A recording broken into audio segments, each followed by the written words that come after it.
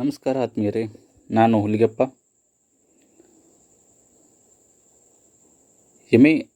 ಇತಿಹಾಸ ವಿಷಯವನ್ನು ಕರ್ನಾಟಕ ಕೇಂದ್ರೀಯ ವಿಶ್ವವಿದ್ಯಾಲಯದಿಂದ ಅಧ್ಯಯನ ಮಾಡಿದ್ದು, ಎಮ್.ಎ. ರಾಜ್ಯಶಾಸ್ತ್ರ ವಿಷಯವನ್ನು ಮೈಸೂರು ವಿಶ್ವವಿದ್ಯಾಲಯದಿಂದ ಅಧ್ಯಯನ ಮಾಡಿದ್ದು, ಎಮ್.ಎ. ಅರ್ಥಶಾಸ್ತ್ರ ವಿಷಯವನ್ನು ಗುಲ್ಬರ್ಗ ವಿಶ್ವವಿದ್ಯಾಲಯ ಕಲಬುರಗಿಯಿಂದ ಪಡೆದಿದ್ದು, ಪ್ರಸ್ತುತ ನಾನು B.Ed ಪದವಿಯನ್ನು ಬೀದರ್ ವಿಶ್ವವಿದ್ಯಾಲಯದಿಂದ ಅಧ್ಯಯನ ಮಾಡುತ್ತಿದ್ದು, ನಾನು 2023ರ ಕೆಸೆಟ್ ಪರೀಕ್ಷೆಗೆ ಕರ್ನಾಟಕ ಪರೀಕ್ಷಾ ಪ್ರಾಧಿಕಾರವು ನಡೆಸುವಂತಹ ಕೆಸೆಟ್ ಪರೀಕ್ಷೆಗೆ ರಾಜ್ಯಶಾಸ್ತ್ರ ವಿಷಯವನ್ನು ಆಯ್ದುಕೊಂಡು ಈ ಬಾರಿ ಪರೀಕ್ಷೆಗೆ ಹಾಜರಾಗಿರುತ್ತೇನೆ.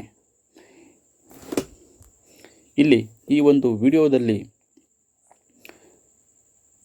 ಕರ್ನಾಟಕ ಪರೀಕ್ಷಾ ಪ್ರಾಧಿಕಾರವು ಇದೇ ತಿಂಗಳ 2ನೇ ತಾರೀಕಿನಂದು ಕರ್ನಾಟಕ ಪರೀಕ್ಷಾ ಪ್ರಾಧಿಕಾರವು ಪ್ರಕಟಿಸಿದಂತಹ ಕೆಸೆಟ್ ಪರೀಕ್ಷೆಯ ಎಲ್ಲ 41 ವಿಷಯಗಳ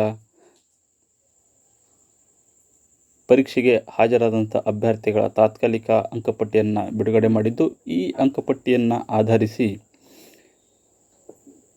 2023ರ ಕೆಸೆಟ್ ಪರೀಕ್ಷೆಯಲ್ಲಿ ಅರ್ಹರಾಗುವಂತಹ ಅಭ್ಯರ್ಥಿಗಳ ಸಂಖ್ಯೆ ಹಾಗೂ ಜನರಲ್ ಮೆರಿಟ್ನಲ್ಲಿ ಅರ್ಹರಾಗುವಂತಹ ಅಭ್ಯರ್ಥಿಗಳ ಸಂಖ್ಯೆಯನ್ನು ಒಂದು ಅಂದಾಜು ಮಾಡಲಾಗಿದೆ. KA ಪ್ರಕಟಿಸುವಂತಹ ಫಲಿತಾಂಶವು ಎಲ್ಲರೂ ಕಾತುರದಿಂದ ಕಾಯುತ್ತಿದ್ದು, ಬಹುತೇಕ ಅಥವಾ ಒಂದು ಅಂದಾಜು ಲೆಕ್ಕದಲ್ಲಿ 2023ರ ಕೆಸೆಟ್ ಪರೀಕ್ಷೆಯ GM ಅಥವಾ ಜನರಲ್ ಮೆರಿಟ್ ಕ್ಯಾಂಡಿಡೇಟ್ಗಳು ಎಷ್ಟು ಜನ ಎಲಿಜಿಬಲ್ ಆಗಿರಬಹುದು ಎನ್ನುವಂತಹ ಒಂದು ಅಂದಾಜನ್ನು ನಾನು ಇಲ್ಲಿ ಮಾಡಿದ್ದೇನೆ. ಕರ್ನಾಟಕ ಪರೀಕ್ಷಾ ಪ್ರಾಧಿಕಾರವು ನಡೆಸಿದಂತಹ ಎಲ್ಲ 41 ವಿಷಯಗಳ ಪರೀಕ್ಷೆಗಳಿಗೆ ಹಾಜರಾದಂತಹ ಅಭ್ಯರ್ಥಿಗಳು ಹಾಗೂ ಅರ್ಹರಾಗುವಂತಹ ಅಭ್ಯರ್ಥಿಗಳ ಪ್ರಮಾಣವನ್ನು ಆಧರಿಸಿ ಇಲ್ಲಿ ಒಂದು ಲೆಕ್ಕಾಚಾರವನ್ನು ಮಾಡಲಾಗಿದೆ. ಮೊದಲಿಗೆ ಈ ಬಾರಿಯ ಕೆಸೆಟ್ ಪರೀಕ್ಷೆಗೆ 41 ವಿಷಯಗಳಿಗೆ ಹಾಜರಾದಂತಹ ಒಟ್ಟು ಅಭ್ಯರ್ಥಿಗಳ ಸಂಖ್ಯೆ 95,201. ಈ ಸಂಖ್ಯೆಯನ್ನು ಗಮನಿಸಿದರೆ ಇದಕ್ಕೆ ಅರ್ಹರಾಗುವಂತಹ 6% ಅಭ್ಯರ್ಥಿಗಳನ್ನು ನಾವು ತೆಗೆದುಕೊಂಡರೆ ಇಲ್ಲಿ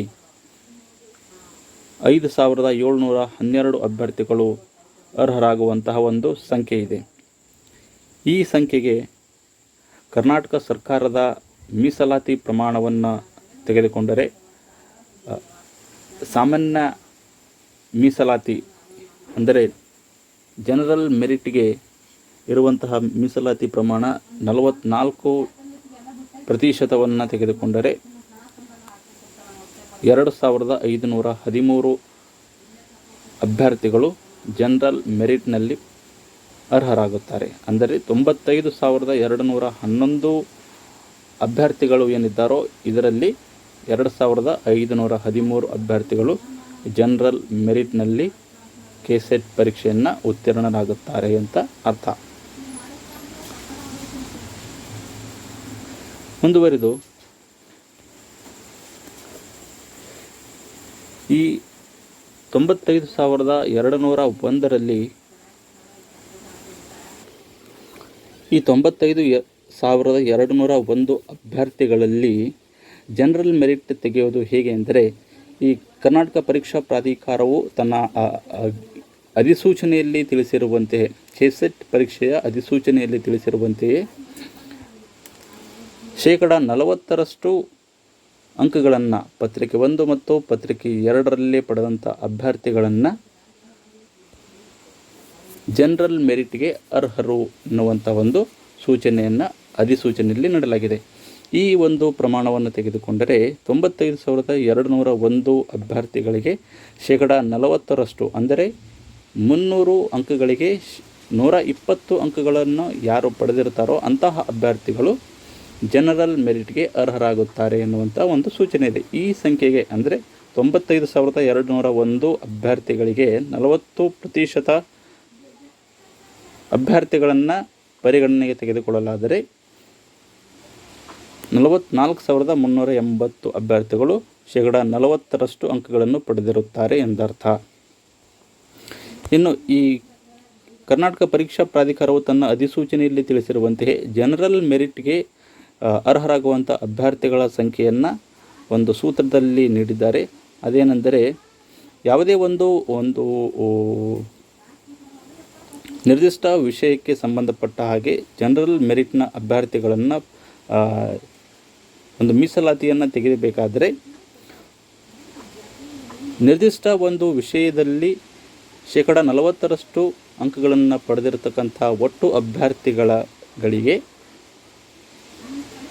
ಎಲ್ಲ 41 ವಿಷಯಗಳಲ್ಲಿ 40% ಅಂಕಗಳನ್ನು ಪಡೆದಿರತಕ್ಕಂಥ ಅಭ್ಯರ್ಥಿಗಳಿಂದ ಭಾಗ ಮಾಡಿ 6% ಅರ್ಹತಾ ಪ್ರಮಾಣ ಏನಿದೆಯಲ್ಲ, ಇದರಲ್ಲಿ 44% ಮೀಸಲಾತಿಯನ್ನು ತೆಗೆದರೆ ಬರುವಂತಹ ಒಂದು ಪ್ರಮಾಣವನ್ನು ಇಲ್ಲಿ ಇದಕ್ಕೆ ಗುಣಾಕಾರ ಮಾಡಬೇಕು. ಅಂದಾಗ 6% ಅರ್ಹರಾಗುವಂಥ ಅಭ್ಯರ್ಥಿಗಳಲ್ಲಿ ಜನರಲ್ ಮೆರಿಟ್ನಲ್ಲಿ ಉತ್ತೀರ್ಣರಾಗುವಂಥ ಅಭ್ಯರ್ಥಿಗಳ ಪ್ರಮಾಣವು ಸಿಗುತ್ತದೆ. ಅಂದಹಾಗೆ ಇಲ್ಲಿ 41 ವಿಷಯಗಳಿಗೆ ಎಷ್ಟು ಜನ 40% ಅಂಕಗಳನ್ನು ಪಡೆದಿದ್ದಾರೆ ಎನ್ನುವಂಥ ಒಂದು ಮಾಹಿತಿಯನ್ನು ಇಲ್ಲಿ ಪಟ್ಟಿ ಮಾಡಲಾಗಿದೆ. ಈ ಒಂದು ಅಂಕಗಳ ಪ್ರಮಾಣವನ್ನು ವಿ ಕಿಂಗ್ಡಮ್ ಎನ್ನುವಂತಹ ಒಂದು ಟೆಲಿಗ್ರಾಮ್ ಚಾನಲ್ನಲ್ಲಿನ ಆ ವಿ ಕಿಂಗ್ಡಮ್ ಟೀಮ್ನವರು ಮಾಡಿರ್ತಕ್ಕಂತಹ ಒಂದು ಕೆಸೆಟ್ ಪರೀಕ್ಷೆಗಳಿಗೆ ಹಾಜರಾದಂಥ ಅಭ್ಯರ್ಥಿಗಳ ತಾತ್ಕಾಲಿಕ ಅಂಕಪಟ್ಟಿಯನ್ನು ಆಧರಿಸಿ ಅವರು ಮಾಡಿರ್ತಕ್ಕಂತಹ ಮೆರಿಟ್ ಅಥವಾ ರ್ಯಾಂಕ್ ಪಟ್ಟಿಯನ್ನು ಆಧಾರವಾಗಿಟ್ಟುಕೊಂಡು ಇಲ್ಲಿ ಈ ಪ್ರಮಾಣವನ್ನು ತೆಗೆದುಕೊಳ್ಳಲಾಗಿದೆ. ಮೊದಲಿಗೆ ಆಂಥ್ರೊಪಾಲಜಿಯಲ್ಲಿ 40% ಅಂಕಗಳನ್ನು ಪಡೆದಂತಹ ಅಭ್ಯರ್ಥಿಗಳ ಸಂಖ್ಯೆ 20. ಇದರಲ್ಲಿ ಜನರಲ್ ಮೆರಿಟ್ನಲ್ಲಿ ಉತ್ತೀರ್ಣರಾಗುವಂಥ ಅಭ್ಯರ್ಥಿಗಳ ಸಂಖ್ಯೆ 1.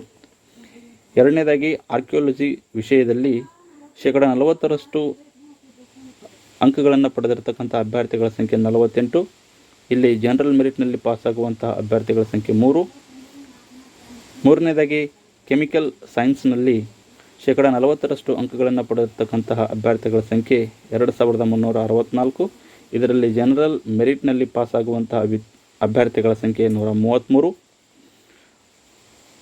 ಕಾಮರ್ಸ್ನಲ್ಲಿ 40% ಅಂಕಗಳನ್ನು ಪಡೆದಿರತಕ್ಕಂಥ ಅಭ್ಯರ್ಥಿಗಳ ಸಂಖ್ಯೆ 9621.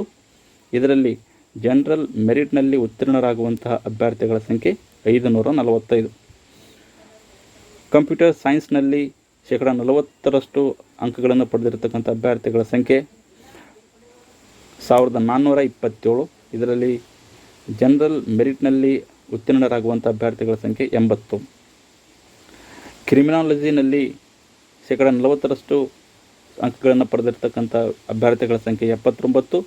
ಇದರಲ್ಲಿ ಜನರಲ್ ಮೆರಿಟ್ನಲ್ಲಿ ಉತ್ತೀರ್ಣರಾಗುವಂಥ ಅಭ್ಯರ್ಥಿಗಳ ಸಂಖ್ಯೆ 5. ಅರ್ತ್ ಸೈನ್ಸ್ನಲ್ಲಿ 40% ಅಂಕಗಳನ್ನು ಪಡೆದಿರತಕ್ಕಂಥ ಅಭ್ಯರ್ಥಿಗಳ ಸಂಖ್ಯೆ 162. ಅದೇ ರೀತಿ ಈ ವಿಷಯದಲ್ಲಿ ಜನರಲ್ ಮೆರಿಟ್ನಲ್ಲಿ ಉತ್ತೀರ್ಣರಾಗುವಂಥ ಅಭ್ಯರ್ಥಿಗಳ ಸಂಖ್ಯೆ 9. ಅರ್ಥಶಾಸ್ತ್ರದಲ್ಲಿ 40% ಅಂಕಗಳನ್ನು ಪಡೆದಿರತಕ್ಕಂಥ ಅಭ್ಯರ್ಥಿಗಳ ಸಂಖ್ಯೆ 2801. ಈ ವಿಷಯದಲ್ಲಿ ಜನರಲ್ ಮೆರಿಟ್ನಲ್ಲಿ ಪಾಸಾಗುವಂಥ ಅಭ್ಯರ್ಥಿಗಳ ಸಂಖ್ಯೆ 158. ಎಜುಕೇಷನ್ ವಿಷಯದಲ್ಲಿ 40% ಅಂಕಗಳನ್ನು ಪಡೆದಿರತಕ್ಕಂಥ ಅಭ್ಯರ್ಥಿಗಳ ಸಂಖ್ಯೆ 689. ಇನ್ನು ಈ ವಿಷಯದಲ್ಲಿ ಜನರಲ್ ಮೆರಿಟ್ನಲ್ಲಿ ಪಾಸಾಗುವಂತಹ ಅಭ್ಯರ್ಥಿಗಳ ಸಂಖ್ಯೆ 39. ಇನ್ನು 10ನೇ ವಿಷಯ ಎಲೆಕ್ಟ್ರಾನಿಕ್ಸ್ ಸೈನ್ಸ್ನಲ್ಲಿ 40% ಅಂಕಗಳನ್ನು ಪಡೆದಿರತಕ್ಕಂಥ ಅಭ್ಯರ್ಥಿಗಳ ಸಂಖ್ಯೆ 171. ಇದರಲ್ಲಿ ಜನರಲ್ ಮೆರಿಟ್ನಲ್ಲಿ ಪಾಸಾಗುವಂಥ ವಿದ್ಯಾರ್ಥಿಗಳ ಸಂಖ್ಯೆ 9. ಇಂಗ್ಲೀಷ್ ವಿಷಯದಲ್ಲಿ 40% ಅಂಕಗಳನ್ನು ಪಡೆದಿರತಕ್ಕಂತಹ ಅಭ್ಯರ್ಥಿಗಳ ಸಂಖ್ಯೆ 2902. ಇದರಲ್ಲಿ ಜನರಲ್ ಮೆರಿಟ್ನಲ್ಲಿ ಉತ್ತೀರ್ಣರಾಗುವಂಥ ಅಭ್ಯರ್ಥಿಗಳ ಸಂಖ್ಯೆ 164. ಎನ್ವಿರಾನ್ಮೆಂಟ್ ಸೈನ್ಸ್ ವಿಷಯದಲ್ಲಿ 40% ಅಂಕಗಳನ್ನು ಪಡೆದಿರತಕ್ಕಂಥ ಅಭ್ಯರ್ಥಿಗಳ ಸಂಖ್ಯೆ 261. ಈ ವಿಷಯದಲ್ಲಿ ಸಾಮಾನ್ಯ ಮೀಸಲಾತಿ ಅಡಿಯಲ್ಲಿ ಉತ್ತೀರ್ಣರಾಗುವಂಥ ಅಭ್ಯರ್ಥಿಗಳ ಸಂಖ್ಯೆ 14. ಫೋಕ್ ಲಿಟರೇಚರ್ನಲ್ಲಿ 40% ಅಂಕಗಳನ್ನು ಪಡೆದಿರತಕ್ಕಂತಹ ಅಭ್ಯರ್ಥಿಗಳ ಸಂಖ್ಯೆ 31. ಈ ವಿಷಯದಲ್ಲಿ ಸಾಮಾನ್ಯ ಮೀಸಲಾತಿ ಅಡಿಯಲ್ಲಿ ಅರ್ಹರಾಗುವಂಥ ಅಭ್ಯರ್ಥಿಗಳ ಸಂಖ್ಯೆ 2. ಜಿಯೋಗ್ರಫಿ ವಿಷಯದಲ್ಲಿ 40% ಅಂಕಗಳನ್ನು ಪಡೆದಿರತಕ್ಕಂತಹ ಅಭ್ಯರ್ಥಿಗಳ ಸಂಖ್ಯೆ 233. ಈ ವಿಷಯದಲ್ಲಿ ಜನರಲ್ ಮೆರಿಟ್ನಲ್ಲಿ ಉತ್ತೀರ್ಣರಾಗುವಂಥ ಅಭ್ಯರ್ಥಿಗಳ ಸಂಖ್ಯೆ 13. ಹಿಂದಿ ವಿಷಯದಲ್ಲಿ 40% ಅಂಕಗಳನ್ನು ಪಡೆದಿರತಕ್ಕಂತಹ ಅಭ್ಯರ್ಥಿಗಳ ಸಂಖ್ಯೆ 384. ಈ ವಿಷಯದಲ್ಲಿ ಜನರಲ್ ಮೆರಿಟ್ನಲ್ಲಿ ಉತ್ತೀರ್ಣರಾಗುವಂತಹ ಅಭ್ಯರ್ಥಿಗಳ ಸಂಖ್ಯೆ 21. ಇತಿಹಾಸ ವಿಷಯದಲ್ಲಿ 40% ಅಂಕಗಳನ್ನು ಪಡೆದಿರತಕ್ಕಂಥ ಅಭ್ಯರ್ಥಿಗಳ ಸಂಖ್ಯೆ 4137. ಈ ವಿಷಯದಲ್ಲಿ ಜನರಲ್ ಮೆರಿಟ್ನಲ್ಲಿ ಪಾಸಾಗುವಂತಹ ಅಭ್ಯರ್ಥಿಗಳ ಸಂಖ್ಯೆ 234. ಹೋಮ್ ಸೈನ್ಸ್ ವಿಷಯದಲ್ಲಿ 40% ಅಂಕಗಳನ್ನು ಪಡೆದಿರತಕ್ಕಂಥ ಅಭ್ಯರ್ಥಿಗಳ ಸಂಖ್ಯೆ 172. ಈ ವಿಷಯದಲ್ಲಿ ಜನರಲ್ ಮೆರಿಟ್ನಲ್ಲಿ ಉತ್ತೀರ್ಣರಾಗುವಂಥ ಅಭ್ಯರ್ಥಿಗಳ ಸಂಖ್ಯೆ 10. ಕನ್ನಡ ವಿಷಯದಲ್ಲಿ 40% ಅಂಕಗಳನ್ನು ಪಡೆದಿರುವಂತಹ ಅಭ್ಯರ್ಥಿಗಳ ಸಂಖ್ಯೆ 5900. ಈ ವಿಷಯದಲ್ಲಿ ಸಾಮಾನ್ಯ ಮೀಸಲಾತಿ ಅಡಿಯಲ್ಲಿ ಉತ್ತೀರ್ಣರಾಗುವಂತಹ ಅಭ್ಯರ್ಥಿಗಳ ಸಂಖ್ಯೆ 334. ಕಾನೂನು ವಿಷಯದಲ್ಲಿ 40% ಅಂಕಗಳನ್ನು ಪಡೆದಿರತಕ್ಕಂಥ ಅಭ್ಯರ್ಥಿಗಳ ಸಂಖ್ಯೆ 240. ಈ ವಿಷಯದಲ್ಲಿ ಸಾಮಾನ್ಯ ಮೀಸಲಾತಿ ಅಡಿಯಲ್ಲಿ ಉತ್ತೀರ್ಣರಾಗುವಂಥ ಅಭ್ಯರ್ಥಿಗಳ ಸಂಖ್ಯೆ 13. ಲೈಬ್ರರೀಸ್ ಆ್ಯಂಡ್ ಇನ್ಫಾರ್ಮೇಷನ್ ಸೈನ್ಸ್ ವಿಷಯದಲ್ಲಿ 40% ಅಂಕಗಳನ್ನು ಪಡೆದಿರತಕ್ಕಂತಹ ಅಭ್ಯರ್ಥಿಗಳ ಸಂಖ್ಯೆ 481. ಈ ವಿಷಯದಲ್ಲಿ ಸಾಮಾನ್ಯ ಮೀಸಲಾತಿ ಅಡಿಯಲ್ಲಿ ಉತ್ತೀರ್ಣರಾಗುವಂತಹ ಅಭ್ಯರ್ಥಿಗಳ ಸಂಖ್ಯೆ 27. ಲೈಫ್ ಸೈನ್ಸ್ ವಿಷಯದಲ್ಲಿ 40% ಅಂಕಗಳನ್ನು ಪಡೆದಿರತಕ್ಕಂಥ ಅಭ್ಯರ್ಥಿಗಳ ಸಂಖ್ಯೆ 3739. ಈ ವಿಷಯದಲ್ಲಿ ಜನರಲ್ ಮೆರಿಟ್ನಲ್ಲಿ ಅರ್ಹರಾಗುವಂತಹ ಅಭ್ಯರ್ಥಿಗಳ ಸಂಖ್ಯೆ 211. ಲಿಂಗ್ವಿಸ್ಟಿಕ್ ವಿಷಯದಲ್ಲಿ 40% ಅಂಕಗಳನ್ನು ಪಡೆದಿರತಕ್ಕಂಥ ಅಭ್ಯರ್ಥಿಗಳ ಸಂಖ್ಯೆ 13.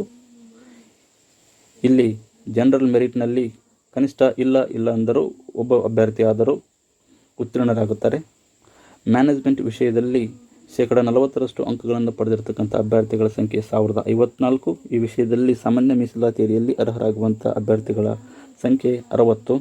ಮರಾಠಿ ವಿಷಯದಲ್ಲಿ 40% ಅಂಕಗಳನ್ನು ಪಡೆದಿರತಕ್ಕಂತಹ ಅಭ್ಯರ್ಥಿಗಳ ಸಂಖ್ಯೆ 15. ಈ ವಿಷಯದಲ್ಲಿ ಸಾಮಾನ್ಯ ಮೀಸಲಾತಿ ಅಡಿಯಲ್ಲಿ ಅರ್ಹರಾಗುವಂತಹ ಅಭ್ಯರ್ಥಿಗಳ ಸಂಖ್ಯೆ 1.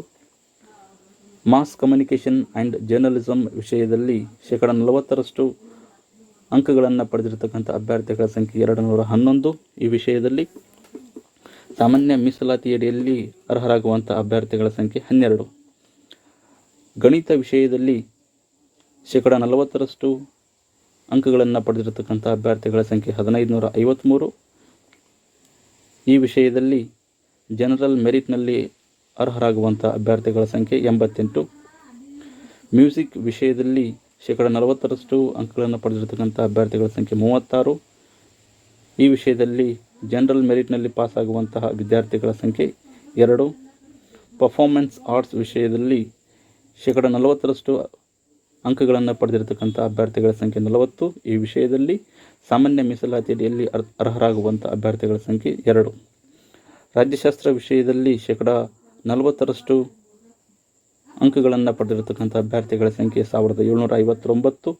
ಈ ವಿಷಯದಲ್ಲಿ ಸಾಮಾನ್ಯ ಮೀಸಲಾತಿ ಅಡಿಯಲ್ಲಿ ಅರ್ಹರಾಗುವಂಥ ಅಭ್ಯರ್ಥಿಗಳ ಸಂಖ್ಯೆ 99. ಫಿಲಾಸಫಿ ವಿಷಯದಲ್ಲಿ 40% ಅಂಕಗಳನ್ನು ಪಡೆದಿರತಕ್ಕಂತಹ ಅಭ್ಯರ್ಥಿಗಳ ಸಂಖ್ಯೆ 2. ಈ ವಿಷಯದಲ್ಲಿ GM ಮೆರಿಟ್ ಕೇವಲ 1 ಆಗಿರುತ್ತೆ. ಫಿಸಿಕಲ್ ಎಜುಕೇಷನ್ ವಿಷಯದಲ್ಲಿ 40% ಅಂಕಗಳನ್ನು ಪಡೆದಿರತಕ್ಕಂಥ ಅಭ್ಯರ್ಥಿಗಳ ಸಂಖ್ಯೆ 887. ಈ ವಿಷಯದಲ್ಲಿ 50 ಅಭ್ಯರ್ಥಿಗಳು ಜನರಲ್ ಮೆರಿಟ್ನಲ್ಲಿ ಅರ್ಹರಾಗುತ್ತಾರೆ. ಫಿಸಿಕಲ್ ಸೈನ್ಸ್ ವಿಷಯದಲ್ಲಿ 630 ಅಭ್ಯರ್ಥಿಗಳು 40% ಅಂಕಗಳನ್ನು ಪಡೆದಿದ್ದು, ಈ ವಿಷಯದಲ್ಲಿ 35 ಅಭ್ಯರ್ಥಿಗಳು ಜನರಲ್ ಮೆರಿಟ್ನಲ್ಲಿ ಅರ್ಹರಾಗುತ್ತಾರೆ. ಇನ್ನು ಸೈಕಾಲಜಿ ವಿಷಯದಲ್ಲಿ 202 ಅಭ್ಯರ್ಥಿಗಳು 40% ಅಂಕಗಳನ್ನು ಪಡೆದಿದ್ದು, ಈ ವಿಷಯದಲ್ಲಿ 11 ಅಭ್ಯರ್ಥಿಗಳು ಜನರಲ್ ಮೆರಿಟ್ನಲ್ಲಿ ಅರ್ಹರಾಗಬಹುದು. ಸಾರ್ವಜನಿಕ ಆಡಳಿತ ವಿಷಯದಲ್ಲಿ 58 ಅಭ್ಯರ್ಥಿಗಳು 40% ಅಂಕಗಳನ್ನು ಪಡೆದಿದ್ದು, ಈ ವಿಷಯದಲ್ಲಿ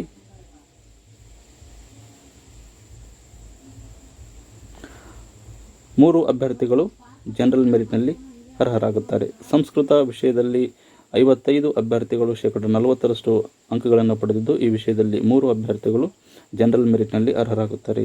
ಸೋಷಿಯಲ್ ವರ್ಕ್ ಸಾಮಾಜಿಕ